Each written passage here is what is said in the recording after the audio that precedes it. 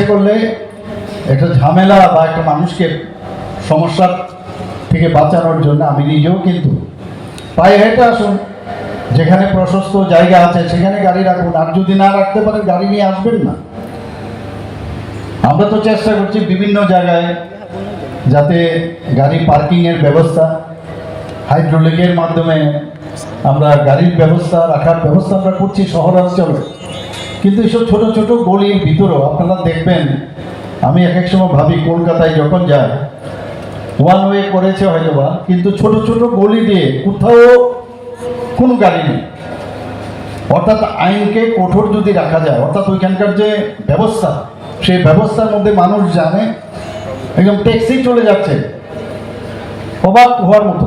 তো এটা একটা কালচার সৃষ্টি হয়েছে, এটা আপনারা করবেন।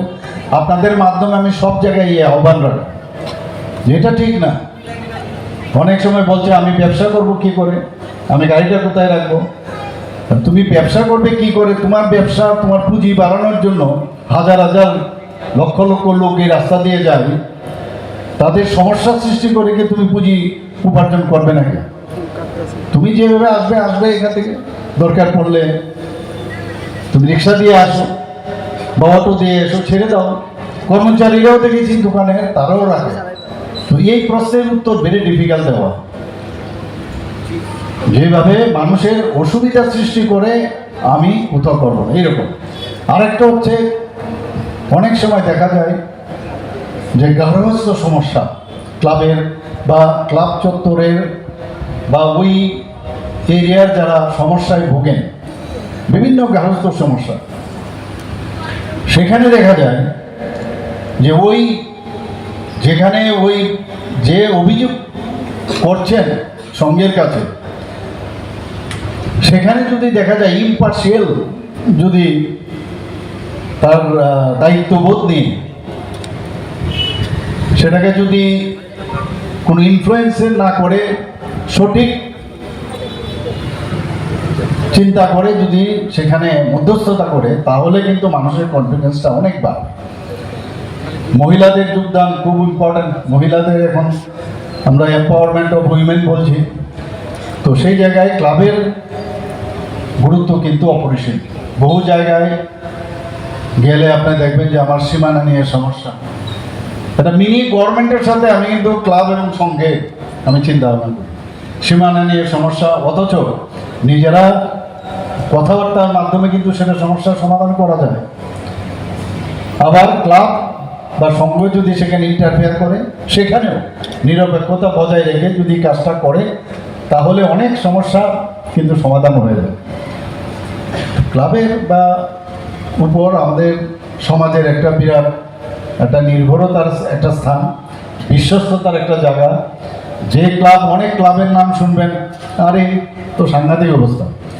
তো সেখানে গায়ের জোর ব্যবহার না করে কথাবার্তার মাধ্যমেও কাজটা করানো হচ্ছে সবচেয়ে বড়। মাঝে মাঝে চেক অ্যান্ড ব্যালেন্সের মাধ্যমেও কিন্তু অনেক কাজ করা যায়, এবং এগুলো তবেই সম্ভব হবে। বিভিন্ন যে সমস্যাগুলো আসে, সেই সমস্যাগুলো যদি সমাধান হয়, সেগুলো তখনই হবে যখন কনফিডেন্সটা ডেভেলপ করবে।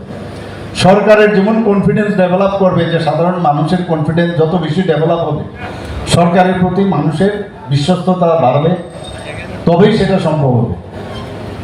এখানে আমরা দেখেছি যে উপর যদি ঠিক থাকে, হেড অফ দ্য স্টেট যদি ঠিক থাকে, হেড অফ দ্য কান্ট্রি যদি ঠিক থাকে, বা তার যে ওনার যে সহায়তার যে হাত যারা রয়েছেন, ক্যাবিনেট মিনিস্টার বা অন্যান্য যারা আছেন, তারা যদি ঠিক থাকে, তবে সাধারণ মানুষও ঠিক থাকবে। এখন আমি যদি বলি যে আগামী দিন আমাদের সবাই মিলে আন্দোলনের নামে জঙ্গি আন্দোলন করতে হবে, তাহলে তো মুশকিল। তো জঙ্গি আন্দোলন যদি করে, তাহলে তো সেই আবার ওই আমাদের মাননীয় গৃহমন্ত্রীজি যে নিকেশ করেছে এখন ছত্তিশগড়ে, সেই বিশেষগুলো চলে আসে এখানে।